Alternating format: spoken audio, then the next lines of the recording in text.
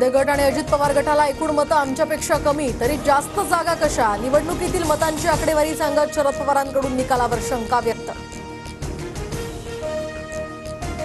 शरद पवार उद्या मार्करवाडीत जाणार. ग्रामस्थांची बॅलेट पेपरवर मतदान करून पाहिलं तर बंदी कशासाठी? पवारांचा सवाल. ईव्हीएम विरोधात मार्करवाडीतनं राहुल गांधी लॉंग मार्च काढणार तर ईव्हीएमवर आक्षेप घेत मार्करवाडी गावानं घेतला होता चाचणी मतदानाचा निर्णय.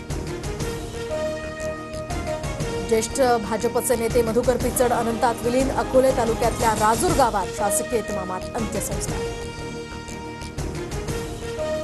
संधी मिळाली तर मी इंडिया आघाडीचं नेतृत्व करायला तयार. एका वृत्तवाहिनीच्या मुलाखतीमध्ये ममता बॅनर्जींचं विधान तर ममता बॅनर्जींचं वक्तव्य काँग्रेससाठी मेसेज असल्याची सुद्धा चर्चा.